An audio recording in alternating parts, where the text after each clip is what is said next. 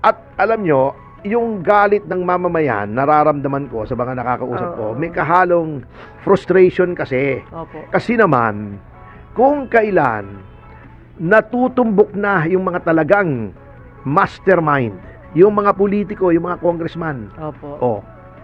na papunta na kay resigned Speaker Martin Romualdez, yung trail, kumbaga, yung daang pinagtatahakan, hinarang nila para silang mga riot police. Grabe, no? Hinarang nila, pinalitan nila ng liderato yung Senado ng isang taong walang alam sa batas.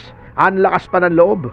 Sabi pa niya, you respect my opinion as I respect yours. Pero sa usaping legal, hello! Sa usaping legal, palpa ka nga at Tito Sen, di ba? Palpa ka nga doon sa sinasabi mo na nakausap ko yung legal luminary na pwede daw i-disregard yung Supreme Court opinion. May hinala akong malaki si Kiko Panghilinan yung nakausap niyang yun hindi naman legal luminary yun legal lightweight yun diba, kung ano-anong sinasabi, abogado pa namang nakaturingan. Grabe sila. Ibig sabihin talaga, alam nyo, hindi naman sa pagmamalaki, not all lawyers are created equal. Correct. Yan. Tama.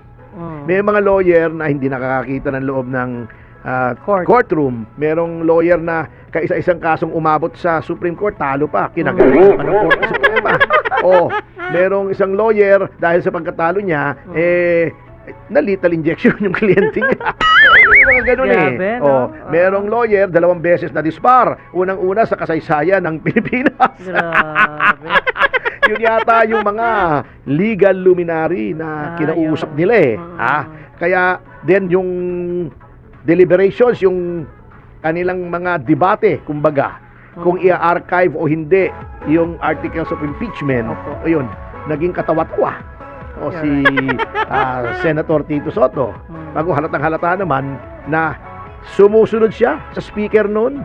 Kinausap daw siya ng speaker, kaya yun ang ginawa niya. Kinausap daw siya ng presidente. Anong klaseng Senate President Tanggalin yan? kayo lahat, sabi niya. Bago, eto namang pumalit kay Marcoleta, si Ping Lacson, akala mo magaling, kung ano-ano namang ginagawa, kay may pasabog. Kita mo ang ginagawa ng mga ulalo doon sa Senado.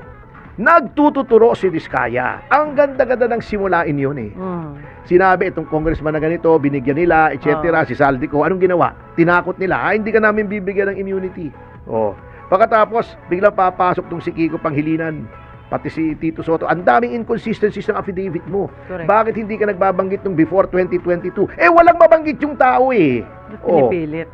Pinipilit. Yun na mismo affidavit niya from 2022 up to the present. Sufficient na yon para magkaroon ng kaso yung mga tinuturo niya. Bakit ngayon pa lang sinisiraan nyo na kaisa-isang state witness na pwedeng gawing state witness, kaisa-isang tao pwedeng gawing state witness, sinisiraan nyo agad? Hindi pa na nga na-evaluate Hindi naman kayo DOJ. At to be honest, Attorney Panghilinan, hindi ka naman magaling na abogado para magbigay ka ng opinion dyan. Wala ka naman karanasan dyan Nag-litigate ka na ba ng criminal case na may state witness? Na ipasok mo na bang kahit sinong kliyente mo sa witness protection program? Huwag ka nang magsasalita dyan. Kasi alam naman nating lahat, kung di mo pinakasalan si Sharon Cuneta, di ka mananalo Consyal ka nga lang lats ka sinwerte ka lang.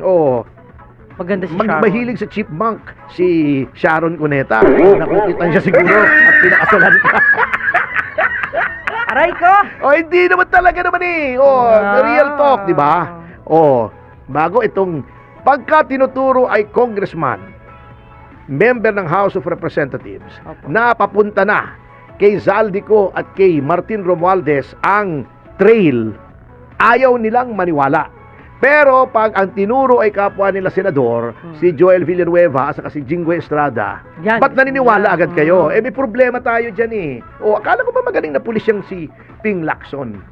Alam nyo si Ping Lacson, utang lang naman yan ang pagpapatuloy ng kanyang karir at ang kanyang kalayaan dahil tama yung kinampian niya noong 2010 si Noynoy Aquino. Merong warrant yan, di ba alam nyo naman, baka nakakalimutan nyo na, may warrant yan for the double murder of Dacer and Corbito. Inapil niya sa Court of Appeals. Okay?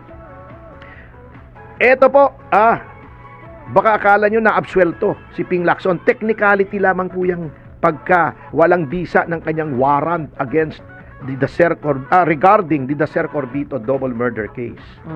Technicality. Yung warrant ni Judge Telma Medina ay kinwestiyon nila sa CA. Okay? Sabi ng CA, walang probable cause, baliwala yung warrant. Kaso mo, tumawid na yung administrasyon from GMA to Noynoy Aquino. Okay. Yung Solicitor General, Office of the Solicitor General, na kahit yung mga kasong annulment na ayaw nung mag-asawa na magsama, inaapila pa hanggang Supreme Court. Ito, crime of the decade, the Ser Corbito double murder. Yes. Yung pagkatalo ng gobyerno sa Court of Appeals, hindi inapila. Si Solicitor General Cadiz po yan. Pangalan. Ayun, nakarma. Tumakbong gobernador sa probinsya nila, Olats. Lot de Leon. Luz Valdez. Ganon. Ayan, nakarma. Kaya, kami ang nag-apila, na technicality kami, sabi ng Supreme Court, without the consent of the Solicitor General. Hindi kami pwedeng mag-apila. At dahil dyan, sa kasong yan ni Ping Lacson, kung saan naagrabyado ang gobyerno dahil ayaw kumilos ng Solicitor General, nag-iba ang rule. Sabi, pwede muna kami mag-apila, hihingin lang ang komento ng Solicitor General. Dahil sa kasong yan yun. Kasi maraming naluluto pag hindi maayos yung Solicitor General.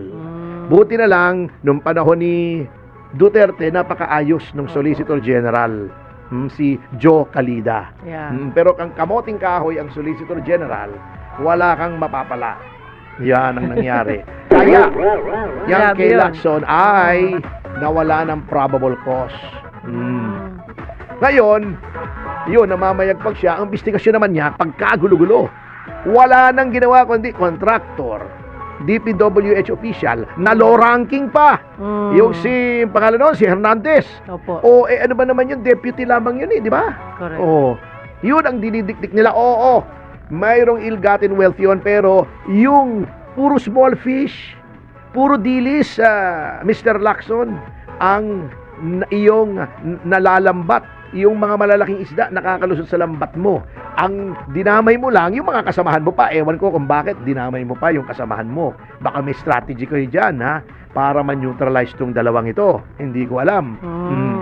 Pero puro ka computer, puro ganito. Ba't hindi ka magrekomenda? Ba't hindi mo sundin yung rekomendasyon ni Marcoleta na bigyan ng immunity? Hindi lamang ang mga diskaya, Wala akong pakialam sa mga diskaya. Yung iba pang nagsusumbong, natatakot tuloy. Correct. Bako pinahihirapan nyo pa. Kaya i-evaluate pa. Yung unang-una, nag-introduce pa kayo ng kapwitan.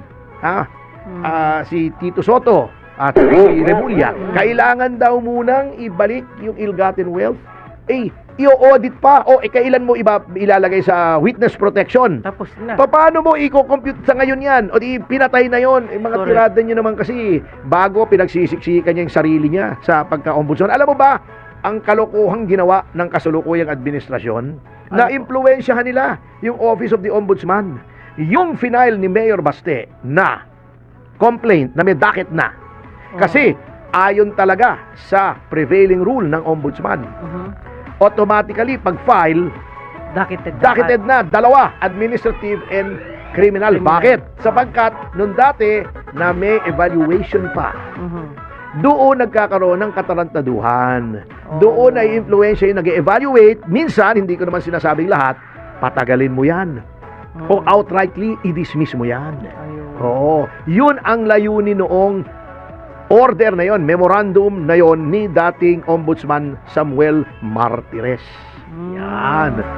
Biro mo yung kay Mayor Baste, may docket na. Tinanggalan ng docket. Yun sa akin, dapat automatic na docketed yun. Ayaw, pinload. For evaluation. Di ba? Para anong layunin? Para noong 19, noong Biyernes, ma-issuehan ng clearance. Grabe. Na walang kaso si Boying Remulla. Yung MR ni Amy Marcos na dapat yon ay sumagot pa yung kabila. Hindi na pinasagot, dinismiss na agad. Obvious na obvious yung si Dante Vargas na acting OIC. Ang tawag ko ngayon, overacting OIC. Kasi sobra-sobra ang ginagawa niya. just for the benefit of one person, sinisira niya yung institusyon, ha? Mm-mm. Oo, parang yung ginawa kay Lacson. Paano? For the benefit of one person, si Ping Lacson, hindi nag-appeal ang Solicitor General, si Cadiz. Oo. Oh, grabe. Ito mong kalokohan ng administrasyon na yan. Ngayon, ang sinasabi nga namin, the ombudsman is supposed to be independent. Yes. Ngayon, aside from the fact na si Remulla ay politiko, walang ombudsman na Hindi naging pwede. politiko, yung sinasabi niyong, bakit si GMA, tao niya yung nilagay niya na ombudsman, si Merceditas Gutierrez. Oo, tao niya yun, pero hindi naging politiko yun, ever. Oo. Yung dating ombudsman, si Samuel Martinez, galing sa Supreme Court yun. Yeah. Si Conchita Carpio Morales, galing din sa korte. Yun nga, galing sa korte lang. Ha? Hindi naman naging tao ni Aquino. Bias na bias in favor of Aquino. Biro mo sa 44 ang kaso. Namatay 44 na tao. Ang kaso mo, graft. Oh? At saka usurpation. Oo, Grabe naman. Kaya ganyang kahalaga ang ombudsman. Aside from the fact na talagang hindi qualified, kung independence, integrity, and probity ang concern. Kasi mayroong cloud. Dapat ang congressman, ang ombudsman Opo. ay pinakamalinis na kandidato. Ito may cloud na unang-una, politiko nga. Opo. Pangalawa, cabinet ni Marcos. Pangatlo, di ba, may issue yung anak niya na nakasuhan ng drug pushing o Opo. drug trafficking o whatever na nagtataka yung iba, ba't na-dismiss agad? Magic Ako't natin. pinagtanggol ko yan na wag husgahan si Remulla. Okay. Hindi ko sinasabing may kalokohan, ha, inuulit ko, ngunit may mga taong nagdududa. Ayun. Pag may duda na sa'yo, ay malabo na yan.